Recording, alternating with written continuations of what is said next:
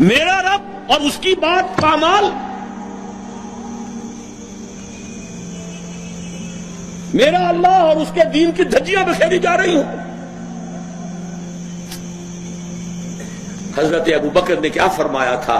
ایبدل الدین وانا حی، میرے ہوتے ہوئے ابھی میں زندہ ہوں اور دین میں کوئی تغیر و تبدل آ جائے گا؟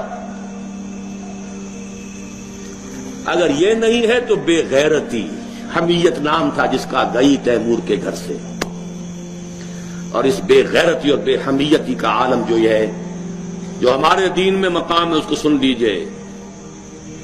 اوحى اللہ عز وجل الى جبرائیل علیہ الصلوۃ والسلام ان اقلب مدینۃ کذا وکذا باہلھا، اللہ نے وحی کی حضرت جبرائیل کو علیہ الصلوۃ والسلام، فلاں فلاں بستیوں کو الٹ دو، سدوم اور عمورہ کی بستیوں کی طرح عذاب ہلاکت نازل کر دو۔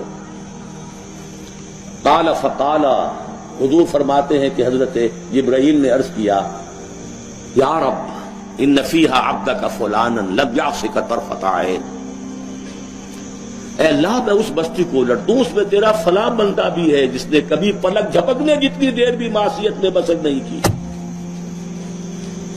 کسی کے ذاتی تقویٰ کے کیا انتہا ہے، ذاتی نیکی کا کیا عالم ہے، کسی کے زہد کی کیا سطح ہے، ذرا غور کیجئے۔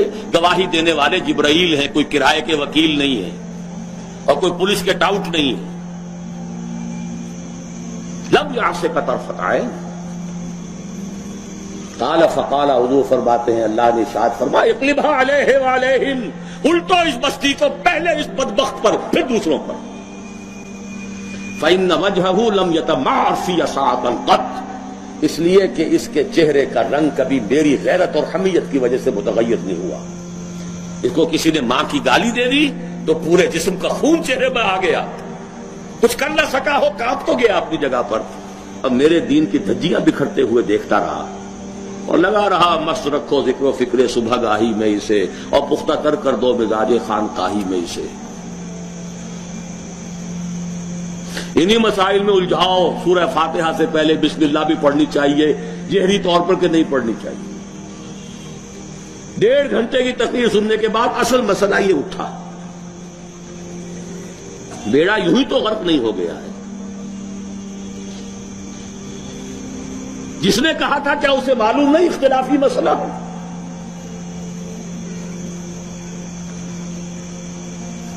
الجھائے رکھو، ہے یہی بہتر الہیات میں الجھا رہے، یہ کتاب اللہ کی تعویلات میں الجھا رہے۔ چوتھی چیز، اگر یہ ایمان باللہ حقیقی پیدا ہو جائے گا تو توکل صرف اللہ پر، اسباب پر نہیں، وسائل پر نہیں۔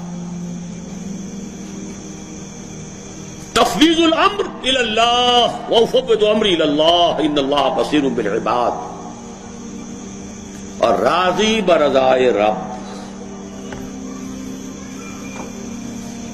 اے اللہ میں نے اپنی جان کھپا دی، ابھی تیری مشیت میں نہیں ہے کوئی نتیجہ نکلنا، میں راضی ہوں۔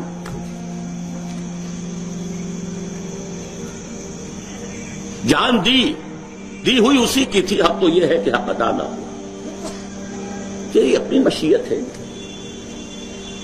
اس کی بے نیازی کا عالم یہ ہے کہ جلیل القدر نبی، اللہ اکبر، حضرت یحییٰ علیہ الصلوۃ والسلام، وآتیناہ الحکم صبیا وحنانا من لدنا وکان تقیا، اور ایک رقاصہ کی فرمائش پر گردن اڑا کر تشت میں رکھ کر سر پیش کر دیا، نہ آسمان پھٹا نہ زمین شق ہوئی۔ اس کی بے نیازی ہے۔ اب کون؟ اپنا فرض ادا کرنا ہے بس، توکل اس پر، تفویض الامر اس کو، اور اس کی رضا پر رضا۔ ہم بھی تسلیم کی خون ڈالیں گے، بے نیازی تیری عادت ہی صحیح۔ 4 چیزیں ہوں گی تو یہ جہاد فی سبیل اللہ ہوگا، اور ابھی صرف ایمان باللہ کی بات ہوئی۔ اس کے بغیر کود جاؤ میدان میں، رام بھلی کرے گا۔ سیاسی جو ہے لوگ اپنے حوصلہ مندیوں کا نشانہ بناتے ہیں، ایکسپلائٹ کرتے ہیں نوجوانوں کو۔